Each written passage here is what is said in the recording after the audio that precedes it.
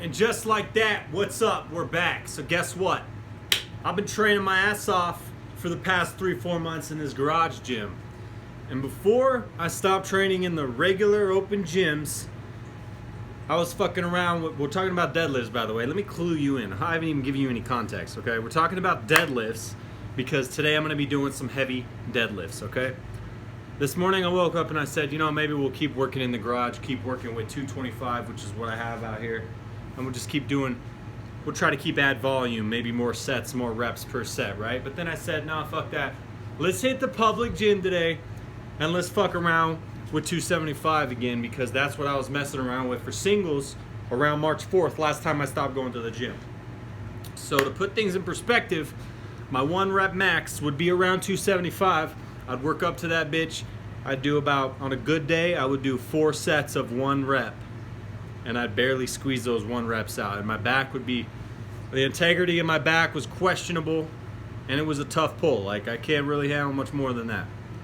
I went for 315 at one point, and I got it off the ground a little bit, but then the integrity was so shit on my back, I said, yo, drop that shit, homie. So anyways, we're gonna go back to the gym. I'm actually gonna get warmed up here though, because getting my warm-ups in for back, I'm so used to doing it here in my own environment. I noticed last time when I went to the gym, I felt like a weird rushed atmosphere of like people looking at me, even if they may have not been looking at me. I just felt like people were like, it's like the pressure of other people waiting to get in the squat rack. You know, you feel bad for taking too long to warm up and shit, and it just fucks with your whole warm-ups. So I'm gonna get warmed up here. Might do a couple sets of bench, a couple sets, just get blood flowing in the whole body, and then I'll probably do probably like 2 sets of like a lot of reps, like 20 to 30 reps of like 95 pounds and then 135 pounds, just to really get blood flowing back there, because I had a gnarly back injury back in high school. I broke my 5th lumbar and I had to wear a torso brace for 8 months. And so deadlifts in specific is a lift that I need to be very intelligent with and very careful, because I don't want to make one wrong move and then have to take 40 steps back, if you know what I'm saying. So I'm gonna get warmed up here, do some sets, and then we're gonna head to the gym, and then I'm gonna fuck back around with 275. And hopefully, if strength gains have been going well here in the home gym, I should be able to pull 275 for at least a set of 2. At least get that bitch for a set of 2 with a little bit better back integrity. And when I'm editing this video, I'll try and find an old clip of me pulling 275, and maybe we'll compare them and we'll see if it looks better or not. But anyways, let's get to these warm-ups. Hope you guys are getting to your workout today, and I hope you guys are taking your CBD. Remember, always take your CBD or your THC, but nonetheless, at least your CBD. Get yourself nice and jiving and calm. Make sure everything is smooth for your workout. I'll talk to you guys soon. Peace.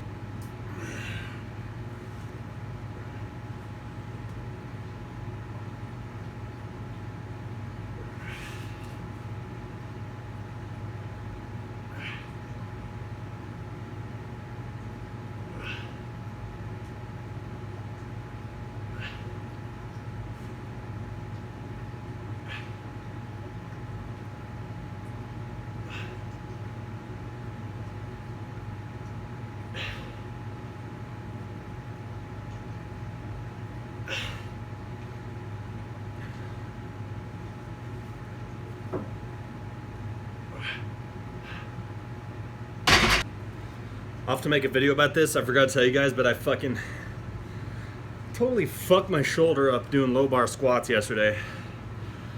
Because I'm trying to basically play around with low bar squat a little bit, just because I haven't low bar squatted. I'm always a high bar squatter.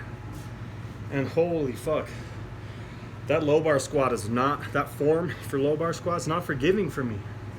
Something about my flexibility of my arms is off, because when I have the bar that low on my back,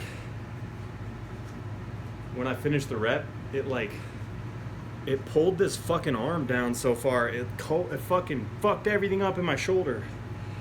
Like, immediately tweaked my entire fucking shoulder. So now my shit's all fucking tweaked out of fucking shit. So dope. Fuck you, low bar squats.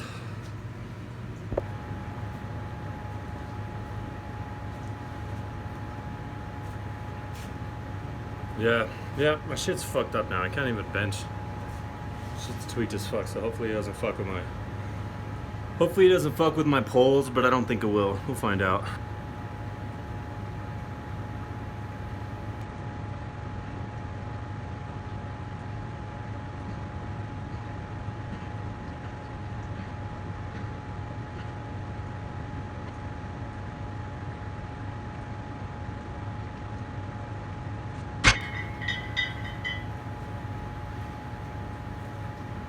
Good 20. Woo! Alright, what's up, crew? What's going on? What's happening? As you can guess it, we're dipping, we're piecing. That was like a fucking 2-hour workout on top of the 45-minute to hour warm-up I had at the house. So probably like about a 3-hour workout in total. I didn't film much, you know, because you know how it is in the busy-ass gym. Fucking nowhere to set your camera up, people fucking looking at you. You name it, it's difficult. So when I pulled up, so this is what I did for my warm-up. So I didn't film anything past that first set of 20 reps at 135, just because I wanted to listen to my music and get into the zone. So I said, I give you a little taste, I give you a little idea of what I'm doing as a warm-up. Now I'm just gonna do my thing, play my music, and then pick back up at the gym. So what I did is I did that first set of 20 135, and then I went right up to 185 and did a nice little tight set of 5. And then I moved up to 205 and did a nice little tight set of 5, and then I moved on up to 225 and did a nice little tight set of 5, and then I did another set of 225 for a nice little tight set of 5, and then an additional set of 225 for a nice set of 5. So that's 3 sets of 225 for 5 reps, and then I did 3 sets of singles of 225, nice and slow, real controlled, all the way to the bottom and the top. And what I noticed is my grip was already kind of weak with the 225 in the garage. So in my head, I'm like, fuck, that's not good for this 275 pull at the gym, because my fucking grip is already shot. And that's really what gives out of me first is my grip, and then it's my lower back. So ideally, obviously, if I had some straps, I'd be able to pull a little more, but I really don't want to do equipped lifting until I get a little bit heavier. I just feel like it's a little early to fucking start trying to be equipped before even 315. Like, come on, you don't need to be equipped at that rate. You just need to fucking get stronger grip. So I went to the gym anyways, said, you know what, fuck it, we're gonna see how it goes. I'm gonna try and pull 275. My fucking right fucking shoulder, my delt is just killing me. So we get in there, and of course I have to wait like 10 minutes for a squat rack.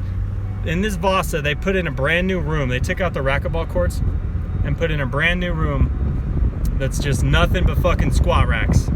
And still, you can't get a squat rack. Before, the whole gym only had 2, and it was impossible to just get a squat rack. So you can imagine how fucking shitty that was. And now there's like a total of 10 squat racks, and you still can't get a squat rack. So I'm sitting there fucking working my biceps on the bicep machine for about 15 minutes till I finally see a machine open back up, and then boom, not a machine, a squat rack. So then I go in the squat rack. I do singles for my warm-up. I throw 135 on the bar, 1 rep, boom. I throw 185 on the bar, 1 rep, boom. I throw 205 on the bar, 1 rep, boom. Then I throw 225 on the bar, 1 rep, boom. Make sure I'm warmed up. Only did 1 rep, save as much gas in the tank as I can. My grip was already slipping. Then I throw 275 on the bar. Now here's what was interesting. The way I set it up in the squat rack, I actually set it up as a deficit pull, because if you know think about a squat rack. If you're deadlifting inside the actual rack, the plates will go off of the wood like 2 inches down to the ground. So you end up doing a 2-inch deficit pull. So in my head, I'm like, oh fuck, I don't really want to be doing a deficit pull with 275, which is a weight I haven't pulled in like 3 or 4 months, but I did it anyways.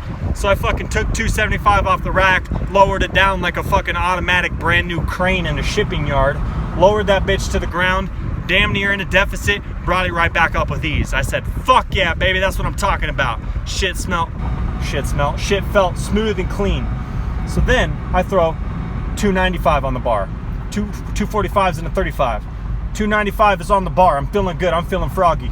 I walk up, I mix grip it, because there's no way I'm double overhanding it at this point. I'm fucking hanging on for dear life with my grip. I mix grip it, pull it off the rack, slowly lower that bitch down like a fucking crane in a shipping yard, and then my grip gave out. Gave out at the bottom. Fucking failed that bitch. Unloaded it. Here's where it's interesting. After I unloaded that 295, 275 was still sitting on the ground in a 2-inch deficit. So then I pulled 275 off of the ground and re-racked it from a 2-inch deficit. So that was technically a lifetime PR for 275, because I've never pulled 275 from a 2-inch deficit. So pulled that up, re-racked it, then I threw 295 back on the bar, said fuck that shit, Eric Bugenhagen, fucking it's all a mindset, bitch. I went back in for that real strength. I fucking tried it again, failed it again. My goddamn grip is giving out. It's my fucking right hand, dude. Every time, my right hand for some reason cannot hold the grip. It's the one hand that gives out every damn time. So my grip gave out again. I fucking unloaded the bar, took the 35 pounds off, and now it's on the bar as fucking the 25 pound plates again, 275. I tried to pull it up from a 2-inch deficit again, fail.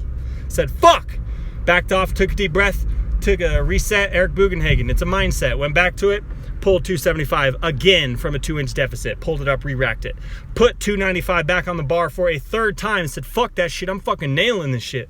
Went back up, unracked 295, lowered it down like a shipping yard crane, and then I lost it again. Fucking grip keeps giving out, boys. It just ain't happening today. Just ain't happening with this fucking grip.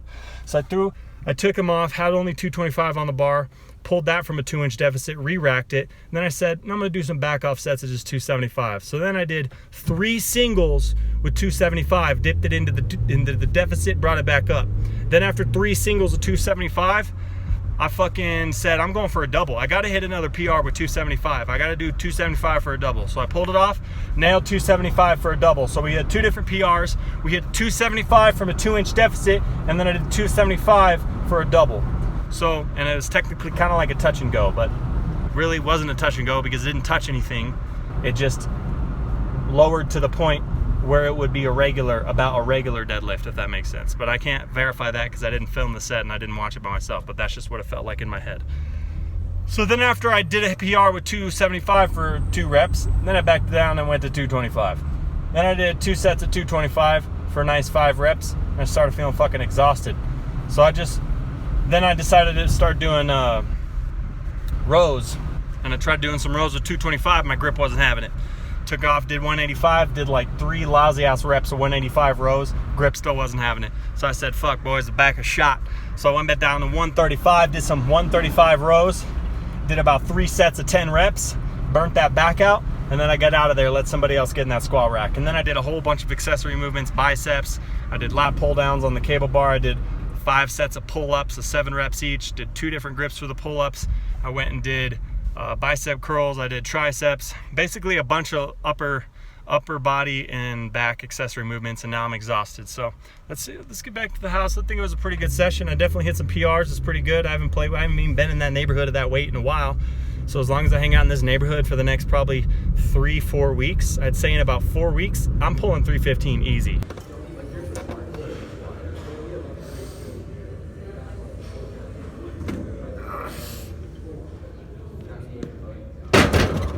Probably multiple reps, so stay tuned for that. We're gonna get into that. And this is beltless, no straps, completely raw. That's how your boy do it. All right, let's go. Once upon a time I was just a baby in my mother's womb, and then I was born and I lived a legacy, and everyone remembered the hundo.